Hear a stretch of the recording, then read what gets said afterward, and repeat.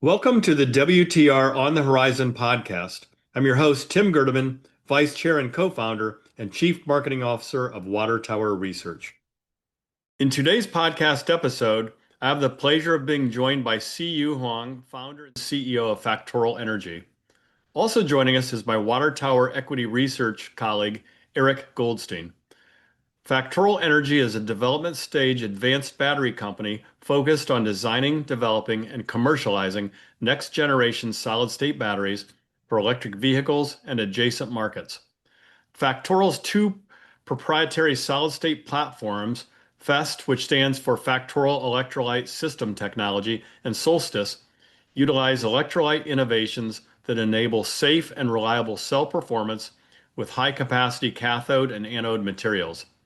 The company's technology is 80% drop-in compatible with existing lithium-ion production lines, allowing OEM partners to leverage current manufacturing infrastructure with minimal disruption or additional investment. Factorial has established joint development agreements with Mercedes-Benz, Stellantis, Hyundai Motor Company, and Kia Corporation. So without further ado, welcome Siyu and Eric to today's podcast. Thanks, Tim. Thank you, Tim. Siyu, let me start by asking you to provide our listeners with a very high-level overview of Factorial Energy and its focus on next-generation batteries, please. Absolutely. Thank you for taking me on the show. My name is CU. I'm the founder and CEO of Factorial. I got my PhD and MBA from Cornell, built actually my first company in the battery material manufacturing space. I saw early on that lithium-ion batteries hitting a hard ceiling. So instead of working on incremental gains, we set out to build technology that goes beyond it. We found the solid state battery technology about 10 years ago, and it's really meant to build a technology that's higher energy density, which means you have a lighter, smaller battery pack, and translating to increase the payload, better range, and higher power. And for today's energy storage market, there are a lot of applications, such as from drones to robotics and to data center potentially, which in addition to automotive, which is also going to be the holy grail in the future. We're backed by marquee customers from Mercedes, Stellantis, Hyundai, and Kia, and also recently InQtel, which is the venture capital arm of U.S. government apparatus, has made investment into Factorial as well. Those are some pretty big sponsors, to state the obvious, so congratulations on that. And with that, I'm going to turn it over to Eric to ask a few questions. Okay, thank you, Tim, and thank you, CU, for joining us on the podcast. So, CU, you have a PhD and an MBA, which is a pretty unusual combination. Can you kind of take us back to the beginning? And what was the moment or the insight that made you say, solid state batteries are the problem, or perhaps, the opportunity that you wanted to spend your career solving? And how did that lead you to start Factorial? Yeah, that's a great question, Eric. The PhD and MBA combination was quite a coincidence for me. I actually finished my PhD in chemistry at Cornell in 3.5 years. It's a little bit earlier than I thought when my advisor told me you can graduate. At the time, my husband was very well on track to finish his PhD in 5 years. And, have been very interested in business. I wanted to build my own business. So often I venture over to business school to take classes when I was even at graduate school. And Johnson School also happened to have a 1-year accelerated MBA program, and my GRE hasn't expired yet. So I decided to take an easy path and apply for only one school, which is Cornell. We actually started our first business in the lithium-ion battery material manufacturing space during a business school class. And later on, we scaled and sold the business. And I saw early on that lithium-ion battery was hitting a hard ceiling, and there's a physical limitation to break through. When you increase energy density, which is energy contained in a certain weight or volume, reduce the cost, safety can become an issue. So instead of focus on incremental gains in lithium-ion batteries, we set out to build a technology that goes beyond it. And traditional lithium-ion batteries run with a liquid electrolyte. As you push the energy density higher, the liquid can become volatile and unstable. So solid state battery basically replace a liquid with a solid, make the system inherently more stable. And this will allow us to push the performance to an entirely new level without trading off anything else that matters. Okay, that's great.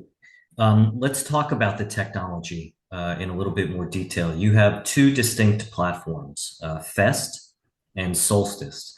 FEST is a high power cell, and Solstice is a high cycle, all solid state design. Can you walk us through the difference and what the problems that each one solves, and which applications are they best suited for? And how is your approach different from other companies pursuing solid state batteries? Well, that's a very loaded question. I would say both Fast and Solstice deliver higher energy density compared with traditional lithium-ion batteries. And this means the battery can be smaller, lighter, and last longer, can be also more cost efficient in the system together. And our Fast system is built for high power applications like drones and marines, whereas Solstice is engineered for long cycle life. So it's perfect for robotics and energy storage applications such as data center. And both technologies can be utilized towards automotive applications. And we're not just one solution technology provider, but we have multiple platforms to fitting different needs from customers and different markets. As Yeah. far as how we are different from other companies in the space, it's that it comes down to this is a lot of solid state efforts are optimizing for what looks good in the lab, and we're being equally obsessed with what works in the factory and for our customers. Historically, we have been backed by chemistry matters, but if you can manufacture it consistently at scale, this also means completely different real-world applications. And the dual focus on both the science and production system is what we really think that sets us apart from others. And that's also what makes our milestone different. And they're not only just the lab results, it's really commercial and also with a real partner and a real validation in place. That's a great point. We understand that the FEST platform can be manufactured using roughly 80% of the conventional lithium-ion production equipment, which would dramatically lower the barrier for existing gigafactory operators to adopt your technology. How important is that compatibility factor in your conversations with potential manufacturing partners? Well, this is a very conscious decision we made from day one. We engineered Fast to work with up to 80% of existing lithium-ion battery manufacturing equipment because we know the manufacturers won't just walk away from billions of dollars of infrastructure they have invested over the years. The incremental investment to transition is manageable, and the ground-up rebuild is not. So frankly speaking, we saw this is coming. Our founding team also brought decades of battery technology experiences. For example, our executive chairman, Joe Taylor, he's the former chairman and the CEO of Panasonic Americas. He blazed the trail for the world's first gigafactory with Tesla. We knew that manufacturing transition would happen, but we didn't realize it actually coming faster and bigger than we thought. So this is really the challenge that unfortunately that take the way back for a lot of lithium-ion battery players. But for us, we see this as opportunity. Okay, that's great. Thank you. One of your most cited milestones, which we've spoken about a little bit already, is being the first company to demonstrate an automotive-sized solid-state battery cell operating at room temperature. Why is that so significant? And why has that been so hard, do you think, for other companies to do? One thing people don't always appreciate is that the battery companies don't just face one valley of that. They actually face three.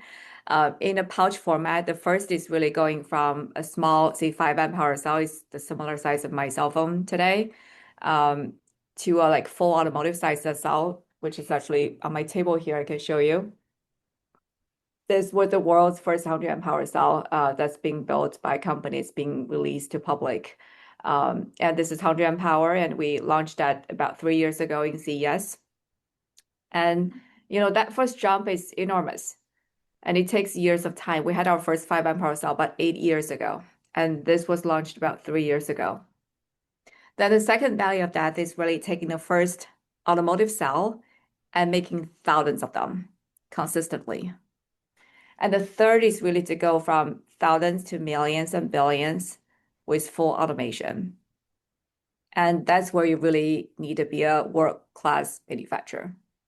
And just to put it in perspective, a pouch cell under 40 amp hour is actually very difficult to be integrated into a full-size electric vehicle with cost efficiency. So getting past that threshold matters a lot. And this is what I'm really proud of. From day one, we made a deliberate decision to design our first generation product to be highly compatible with existing lithium-ion battery manufacturing. That was a strategic call that has dramatically accelerated our ability to scale. We also have an incredible team. They're generally like world-leading cell engineers backed by 150 plus patents that span across material science, cell design, manufacturing processes. It is pretty sophisticated combination. And when we start looking into the solid-state batteries back in 2015, a lot of the other technologies out there require heating up to 80 degrees Celsius to higher just to function. That's where it comes into this room temperature thing, as you mentioned in the beginning. It's fine to be a research paper, but it's not fine to be a vehicle that needs to operate reliably across different climate and conditions a driver may encounter, right? So demonstrating room temperature operation in automotive size cell closed the gap. That milestone was meaningful because it combines both the automotive cell dimension and also real operating environment. That's what made it automotive engineering results itself is just not only just a chemistry or scientific report.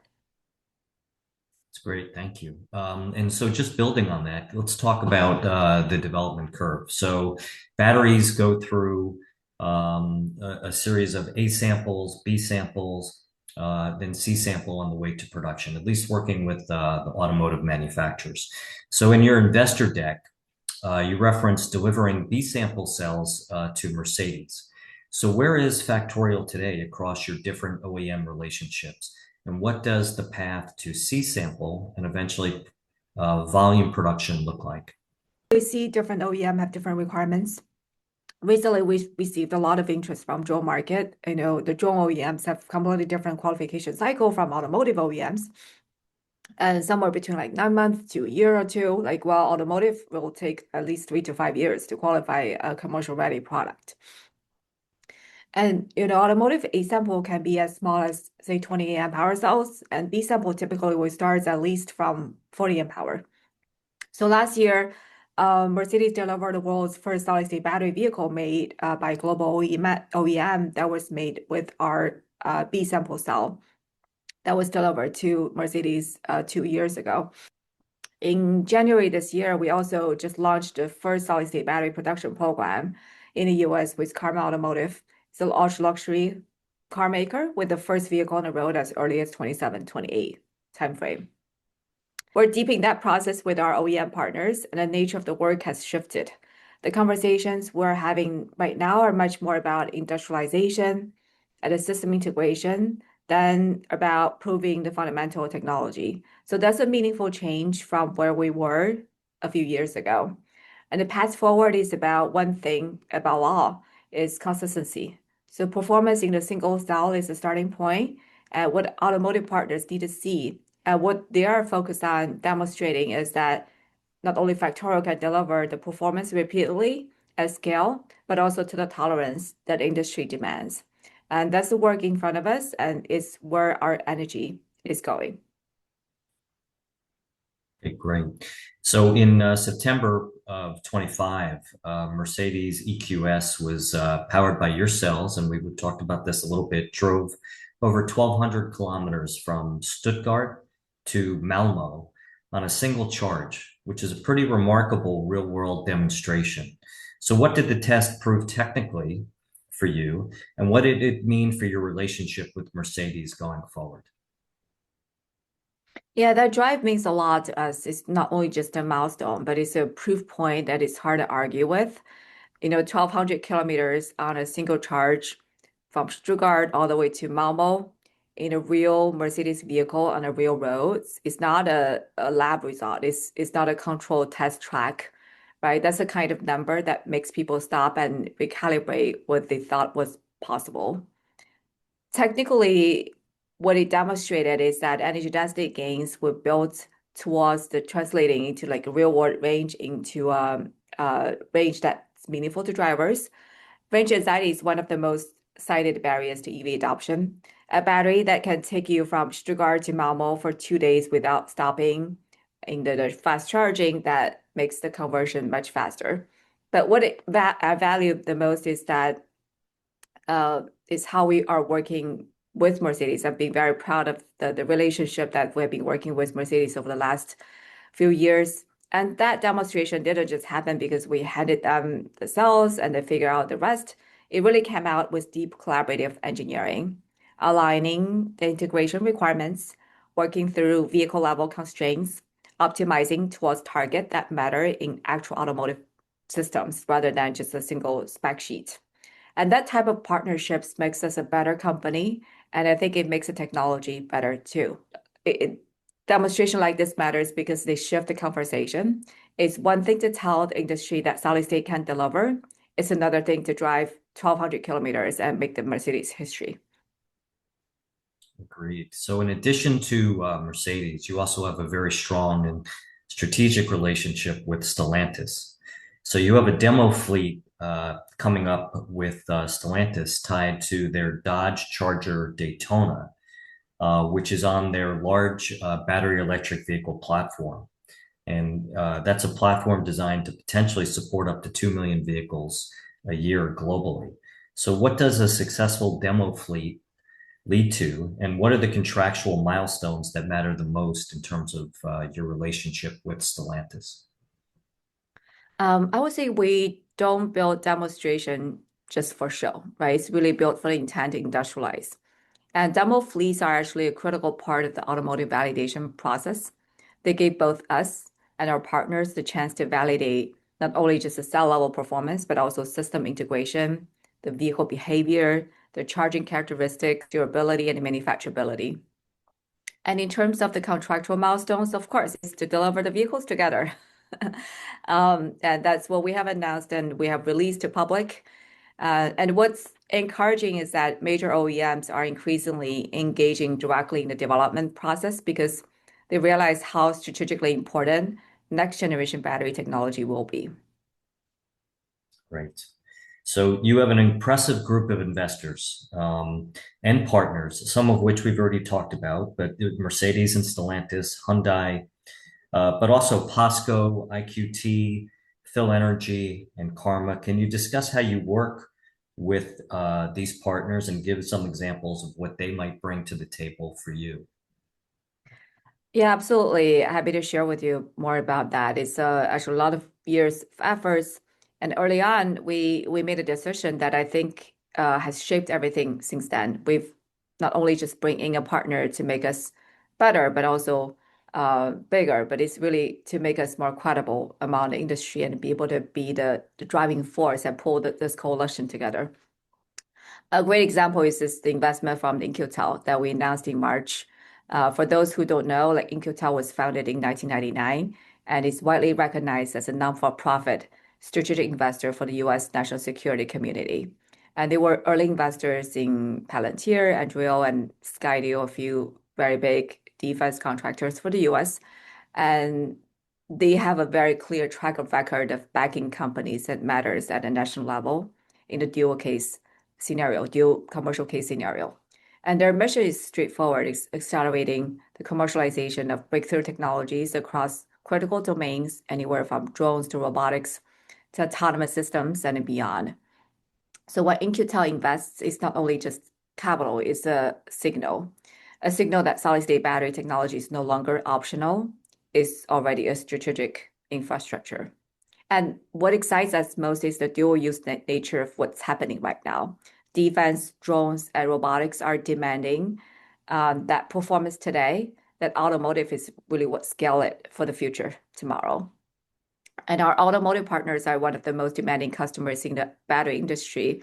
They have a deep knowledge of what it takes to integrate a battery into a vehicle platform and manufacture it at automotive scale. Their engineering team, their safety standards, their production requirements, all of that flow into how we develop and refine our technology. It's a feedback loop that makes our products better. That's great. So let's take a look at opportunities beyond automotive. In your investor deck, you guys highlight defense, drones, AI robotics, and energy storage as potential near-term revenue opportunities alongside the longer ramp in electric vehicles. Which of the non-automotive markets do you think could be the first to generate some real commercial opportunities for Factorial? Yeah, that's a great question. We actually came up with a term for this internally back in 2020. We call it high spec market. It captures customers that demands high top tier performance and they aren't really sensitive to price and they move faster through qualification than traditional automotive. So drones, robotics, data center, supercars, they all fit squarely into that bucket. Outside of automotive, our near-term focus is really in the drone market because drone has really changed the modern battlefield, but they're still waiting for the energy density to catch up. And in that word, like weight is everything. Now, adding the geopolitical reality, China controls more than 80% of the US drone market, and they also recently has restricted export control of high energy density batteries. And the Trump administration also has moved to the ban for foreign drone batteries entirely. I mean, there are going to be back and forth for some of these regulations on and off, but the trend is very clear. It's not just only a market opportunity, it's a strategic imperative. And we happen to be exactly where the country needs to be. And they also create a vacuum that have a short-term high demand in these applications, but also a less competition globally. Okay, great. So your commercialization strategy is built around a capital light model. So licensing your IP, potentially, and process technology to industrial partners rather than building your own gigafactories. We understand that you have a JDA with Power Company, which is part of Volkswagen. Are they an industrial partner? And why do you believe the capital light is the right approach? Yeah, that's a great question. I would say the capital requirement for battery manufacturing scale is enormous. We're taking billions of dollars per facility. It takes years to build and a significant operating complexity before you produce a single cell for customer. And our view is that the scarce resource in this industry isn't manufacturing capacity. It is a technology and process knowledge to make solid state battery cells work reliably at scale. So that's where we focus. Everything else, the facilities, the equipment, operators, the supply chain infrastructure, we access through partners who've already built and it's much lower cost of capital. In practice, I would say battery licensing is not as easy as offering IP and just call a day. Because licensing isn't just handing over a patent and walk away like some of these biotech industries, right? It's really holding hands through manufacturing, optimizing the yield with your partners, and solving problems nobody anticipated during the manufacturing process. And if you don't control the material technology, you also lose the innovation edge over time. So that's why we have our business model combining technology license, the engineering services, and the material supply. This is how we can scale without burning billions of dollars of capital. And we're excited that in February this year, we entered into a joint development agreement with PowerCo, focused on the development and validation of our solid state technology. Our collaboration leverages PowerCo's expertise in cell industrialization and large scale manufacturing. And this partnership is really focused on validating Factorial's stack technology for industrialization. Okay, great. So a meaningful portion of your production capacity is in South Korea, and your supply partner roster is heavily South Korean companies. You have LG Chem, Lotte Chemical, Sunjeel, High Tech. Given the current environment around tariffs, export controls, and fiat regulations under the IRA framework, how are you thinking about the supply chain risks? Yeah, absolutely. It's definitely on top of the mind for every executive in this industry. I would say supply chain resilience has become one of the defining strategic challenges across the entire industry, especially in the defense sector. We have built one of the strongest supply chain coalitions among all the solid state players. In March, we announced that we received investment from POSCO and Fuel Energy. That was actually in conjugation with InQtel investment. POSCO is one of the largest Korean battery material maker, and they're the only one that produce both cathode and anode materials. Fuel Energy is a leading equipment maker in Korea with their extensive experiences in battery gigafactories. And Sungkyu High-Tech is a Korean conglomerate in recycling. And of course, we had historically investment from Lotte Chemical, and we also announced a partnership with LG Chem a few years ago. And step back, here's really the big picture. We've always believed that battery innovation doesn't just happen in isolation. It's a supply chain sport. Look at how the Asian cell makers control over 85% of global cell production. And it's not just the cell company's technology, it's a decades of deep collaborative relationship with top-tier suppliers built into a cohesive system. And these top-tier supplier relationships are really intended to provide not only supply chain resiliency from cradle to grave, right? From the raw material manufacturing to equipment making to recycling, right? But more importantly, sending strong signal of confidence and support for our technology and the manufacturing approach. Okay, great. Last question. So you've been working on this technology for over a decade, and the commercialization of solid-state batteries at true automotive scale is hopefully just a few years away now. What does winning look like for Factorial over the next 10 years? Well, I would say lithium-ion battery were invented in the US 30 years ago, and it was industrialized by Sony in Japan and was mass-produced by Korea and China. At that time, US made a conscious decision not to manufacture lithium-ion batteries. It was a very different world at that time. Right, solid-state batteries are a chance to write a different story.